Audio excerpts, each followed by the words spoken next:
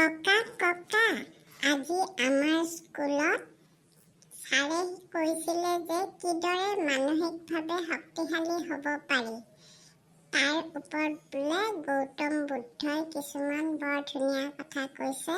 তুমি আমাক ক'ব পাৰিবানে ককা? আমি স্কুলত ভালকৈ বুজিয়ে নাপালোঁ। এই কথাই মই আৰু মিমিয়ে আলোচনা কৰিছোঁ জানা ককা। সঁচা ককা, মই আৰু দাদাই আলোচনা কৰিছোঁ যে আমাক ছাৰে কি ক'লে আমি একো বুজিয়ে নাপালোঁ। তুমি আমাক বুজাই ক'ব পাৰিবানে ককা? কিদৰে মানসিকভাৱে আমি শক্তিশালী হ'ব পাৰোঁ এই সম্পৰ্কে গৌতম বুদ্ধই বৰ সুন্দৰ সুন্দৰ কিছুমান উদাহৰণ দি কাহিনীৰে সৈতে কৈ গৈছে। আজি বাৰু মই তোমালোকক এই বিষয়ে ভালদৰে ক'ম। তোমালোকে মন দি শুনিবা দেই। আৰু এইবোৰ কাহিনীয়ে শিশুসকলক শৈশৱ কালৰ পৰাই মানসিকভাৱে গঢ় দিয়াত সহায় কৰে। বুজিলা? ককা কোৱা তেন্তে আমি শুনিম। এটা কাহিনী মই আজি গৌতম বুদ্ধৰ কাহিনী এটা তোমালোকক ক'ম দেই। কাহিনীটো হ'ল এবাৰ এজন মহান গুৰুৱে তেওঁ শিষ্যসকলক লগত লৈ মানুহৰ মনৰ বিভিন্ন অৱস্থাৰ কথাবোৰ বিষয়ে আলোচনা কৰি আছিল। গুৰুজনে কৈ আছিল যে মানুহৰ মনৰ অৱস্থা কেতিয়াবা ভাল আৰু কেতিয়াবা বেয়া হয়। যেতিয়া মানুহৰ মনৰ অৱস্থা ভাল হয় তেতিয়া সেই মানুহজনৰ চিন্তাবোৰো ভাল হ'ব, আৰু যেতিয়া চিন্তাবোৰ বেয়া হয় তেতিয়া তেওঁৰ মনটো বেয়া দিশলৈ গতি কৰে। আৰু তেতিয়া গুৰুৰ মুখত এই কথাষাৰ শুনাৰ লগে লগে এজন শিষ্যই তৎক্ষণাত থিয় হৈ গুৰুক সুধিলে, প্ৰভু, আপুনি আমাক এনে কিছুমান উপায় ক'ব পাৰিবনে যাৰ দ্বাৰা আমি আমাৰ মনটোক শক্তিশালী কৰি তুলিব পাৰোঁ? তেওঁৰ প্ৰশ্নৰ উত্তৰত তেতিয়া গুৰুজনে কি ক'লে জানা? গুৰুজনে ক'লে, যেতিয়াই আমি কিবা এটা কথা চিন্তা কৰোঁ তেতিয়াই সেই কথাটো আমাৰ মনত জন্ম লয়, আৰু সেই অনুযায়ীয়ে আমাৰ গোটেই শৰীৰটোৱে কাম কৰিবলৈ আৰম্ভ কৰে। ধৰা, যেতিয়াই আমি কোনো এটা দুখজনক কথা ভাবিবলৈ লওঁ তেতিয়াই আমাৰ শৰীৰৰ সমস্ত শক্তি কি হয়? হ্ৰাস পাবলৈ আৰম্ভ কৰে। ইয়াৰ পৰিৱৰ্তে যদি আমি কিবা এটা উৎসাহিত খবৰ বা ভাল লগা খবৰ পাওঁ তেতিয়াই লগে লগে আমাৰ শৰীৰটোৰ ভিতৰত সীমাহীন শক্তি প্ৰবাহিত হ'বলৈ আৰম্ভ কৰে। আমি নিজেই এই কথা ভালদৰে গম পাওঁ, নহয়নে বাৰু? হয় ককা, হয়। এইটো কথা মনত যেতিয়া বিৰাট ফূৰ্তি লাগে তেতিয়া আমাৰ নহয় দৌৰি ফুৰিব মন যায়। আৰু যেতিয়া মাৰ গালি খাওঁ বা দেউতাৰ গালি খাওঁ, শিক্ষকৰ গালি খাওঁ, তেতিয়া আমাৰ মনটো দুখ লাগে, আমি তেতিয়া শুই থাকোঁ।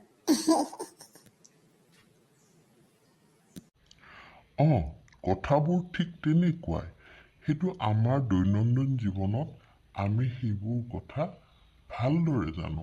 অৰ্থাৎ আমাৰ চিন্তাৰ ওপৰত নিৰ্ভৰ কৰি আমাৰ শৰীৰটোৱে কাম কৰে। ভাল লগা কামত শৰীৰটোৱে তৎক্ষণাত কাম কৰিবলৈ আৰম্ভ কৰে, আৰু যেতিয়াই আমাৰ মনত দুখ লাগে তেতিয়াই লগে লগে শৰীৰটো তাৰমানে একদম দুৰ্বল হৈ পৰা যেন আমি অনুভৱ কৰোঁ। তাৰপিছত গুৰুজনে আকৌ ক'লে যে শিষ্যসকল, তোমালোকে কোৱাচোন সূৰ্য কোন দিশে উদয় হয়? তেতিয়া শিষ্যসকলে ক'লে যে গুৰু, পূব দিশত উদয় হয়। তেতিয়া গুৰুৱে ক'লে, যদি মই কওঁ সূৰ্য পশ্চিম দিশত উদয় হয়? তেতিয়া শিষ্যসকলে ক'লে, নাই নাই প্ৰভু, সেইটো কেনেকৈ হ'ব? সেইটো অসম্ভৱ কথা। আমি কেতিয়াও সূৰ্যৰ স্থানৰ পৰিৱৰ্তন কৰিব নোৱাৰোঁ। প্ৰকৃতিৰ এই নিয়ম, আৰু এই নিয়ম আমাৰ হাতত বা আমাৰ নিয়ন্ত্ৰণত নাই।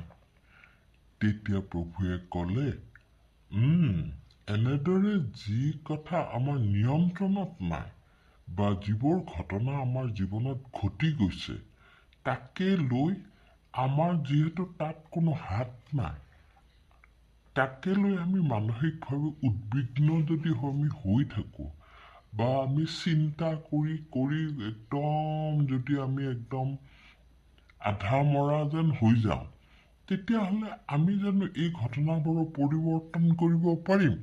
কেতিয়াও নোৱাৰোঁ, নহয়নে বাৰু? হয় হয় ককা, তেতিয়া আমি কিন্তু কিছুমান কাম কৰিব নোৱাৰোঁ যে, সেইটো ঠিক। কিন্তু মানে কিছুমান কাম আমাৰ হাতত নাই বুলি মাও কয় কিন্তু মোক দেই, মোৰ মনত পৰিছে।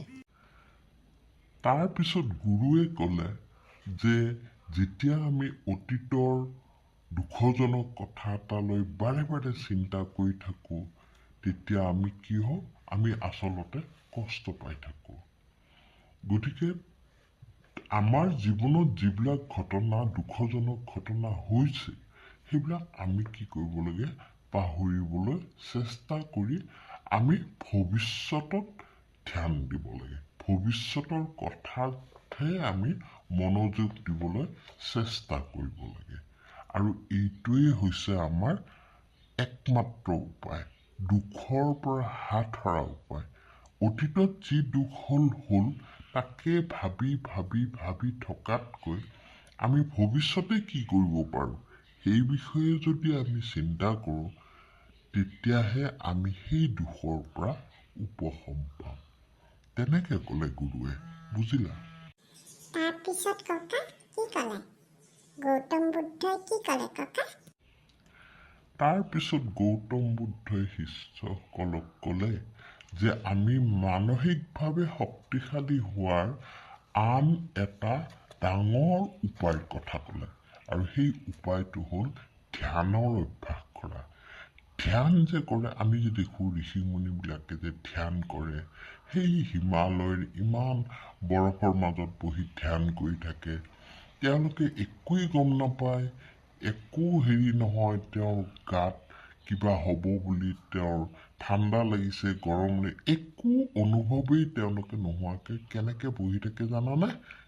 ধ্যানৰ দ্বাৰা তেওঁলোকে কি কৰে? নিজৰ মনটোক চঞ্চল অৱস্থাৰ পৰা স্থিৰ অৱস্থালৈ আনিব পাৰে। অৰ্থাৎ বুদ্ধই ক'লে, আমি যেতিয়া গভীৰ ধ্যানত বহোঁ, তেতিয়া সেই ব্যক্তিজনে সকলো আবেগ নিজৰ নিয়ন্ত্ৰণলৈ আনিব পাৰে। অৰ্থাৎ আমাৰ চঞ্চল মনটোক কি কৰে? শান্ত কৰি ৰাখিব একমাত্ৰ উপায় হৈছে ধ্যান। বুজিলা? আমি যেতিয়া কোনো এটা কথা চিন্তা কৰোঁ, চিন্তা কৰাৰ লগে লগে আমাৰ মনটোৱে সেই কথাটোত আবদ্ধ হৈ থাকে। ভাল কথা হওক, বেয়া কথা হওক, যেতিয়া আমি কিবা এটা কথা চিন্তা কৰোঁ, সেই কথাতেই আমাৰ মনটোৱে আবদ্ধ হৈ পৰে। আৰু সেই কথাটোকেই ভাবি থকা হয়। গতিকে বৌদ্ধ ভিক্ষুসকলে কি কৰে?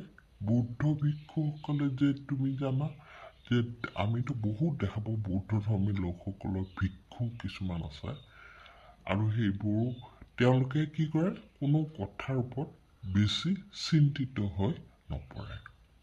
তেওঁলোকৰ মতে যেতিয়া কোনো কথাত আমি বেছি চিন্তিত হৈ পৰোঁ, তেতিয়া তেওঁলোকে বহু সময় ধৰি এটাই উপায় আছে, গভীৰ ধ্যানত বহে।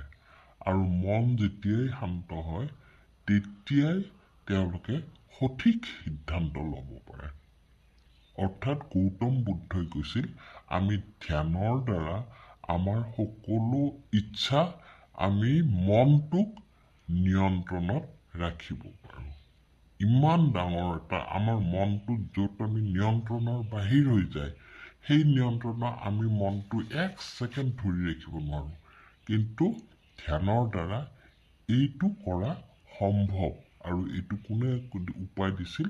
গৌতম বুদ্ধই। বুজিলা? আজিকালি আমাৰ স্কুলতো ধ্যানৰ কথা কয়।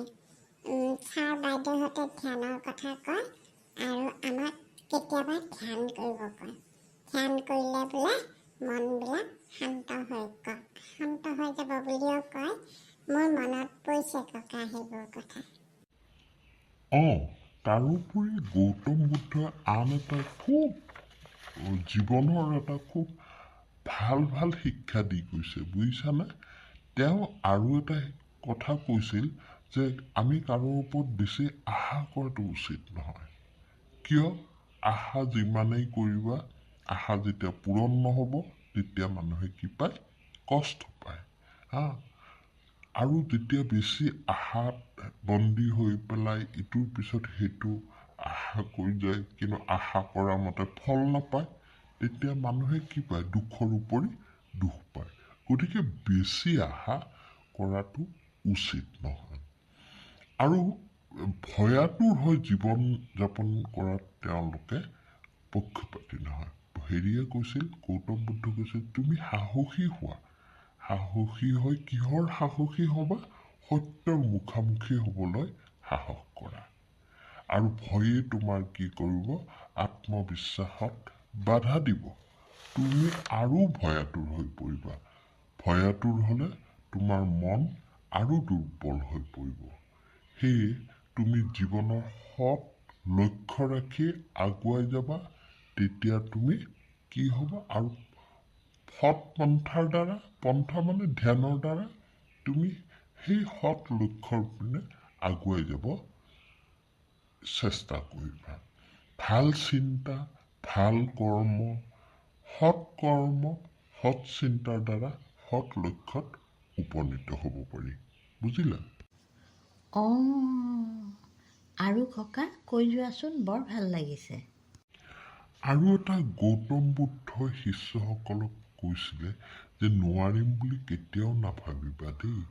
নোৱাৰিম কোনো কাম, নোৱাৰিম আগৰ পৰাই যেতিয়া নোৱাৰিম বুলি কোৱা, তেতিয়াহ'লে তোমাৰ যেনেকে নোৱাৰিম বুলি কোৱাৰ লগে লগে মনটো কি হৈ যাব? একদম তোমাৰ লগত পিছুৱাই আহিব। আৰু তোমাৰ যদি তুমি দুৰ্বল কৰি দিয়া, তাৰমানে তুমি নিজকে দুৰ্বল বুলি ভাবা। দুৰ্বল বুলি ভাবি পেলাই তুমি পিছুৱাই দিয়াৰ ফলত তোমাৰ কি হয়? তুমি যে অক্ষম হৈ পৰিবা, লগে লগে তুমি অক্ষম হৈ পৰিবা। গতিকে আমি লক্ষ্যত উপনীত হ'বৰ কাৰণে কি কৰিব লাগিব? আমি সাহস গোটাব লাগিব আৰু তুমি তেতিয়াহে জয়লাভ কৰিব পাৰিবা। তুমি তোমাৰ প্ৰতিভা আৰু যোগ্যতা অনুযায়ীহে কামবোৰ কৰি যোৱা। তেতিয়াহে তুমি সফল হ'ব পাৰিবা। বুজিলা? আৰু এইবোৰ যদি নিয়ম মানি চলো, তেতিয়াহ'লে আমি আমাৰ সমাজৰ প্ৰত্যেকজন ব্যক্তিয়ে শক্তিশালী হৈ উঠিব পাৰিম। বুজিলানে?